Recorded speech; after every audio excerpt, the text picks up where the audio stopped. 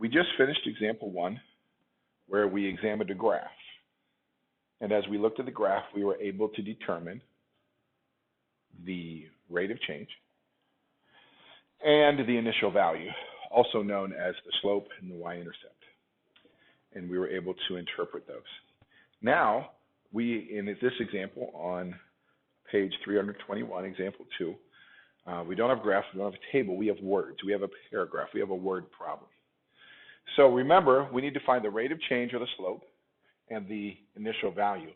And the initial value of a function, or the y-intercept, is the corresponding y value when x equals 0. So that may be helpful to us. So we have Joan, who has a photo album. And she plans to add 12 photos every week. Now, that sounds like we may have already found our rate, because if she has 12 photos per week or every week, then we have found our rate. So our rate of change, or our slope, is 12. So that's good. Now we also need to find the initial value of the y-intercept. This can be a little bit tricky, but we have found an easy way to do that is to use a slope-intercept form of an equation, which is y equals mx plus b. So what I'm going to do is I'm going to substitute everything I know into this equation, and hopefully I can know what y, m, and x are, and then if I have those three things, I can solve to try and find b. Well, do I have other information in this problem? Well, it turns out that I do. Now, our variable is something that we need to assign ahead of time. So our x variable would be the number of weeks, and our y variable would be the total number of photos. Okay. Now we can tell that the y variable is dependent because the number of photos depends on how many weeks that she's been saving.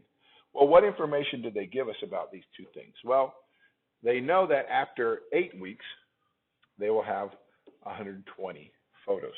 So what is very useful about this information is they've just given us an x value and a y value, and we can take this x value, this y value, and the slope and substitute them into our equation. So if we substitute and write this equation out, we have, instead of y, we have the y value of 120. We already know the slope is 12. Instead of x, make sure you remember this is multiplication, we have 8 weeks, and then we still have plus b. So now it's pretty straightforward. We are simply trying to solve for b. Now, how do we finish solving this equation? Well, we're going to do 12 times 8. All right, so 12 times 8 is, does anybody know what 12 times 8 is? So, Tanya, what's 12 times 8?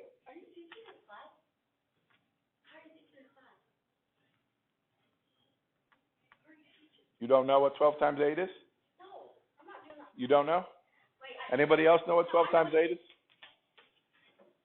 96. 96. Very good to Tanya. All right, so we know that 12 times 8 is 96. All right, so now we have 96 plus b equals 120. How do we get b by itself? Well, we're simply going to subtract 96 from both sides. Subtract 96 from both sides. So we get that b equals 24. All right, so now we've figured out our rate. Our rate was 12. That means she's going to add 12 pictures to the photo every week. And we know that our initial value is 24, which means she had 24 photos when she first started putting the album together. Okay? What we need for you to do now is try the got it problem kind of in the middle of page 321.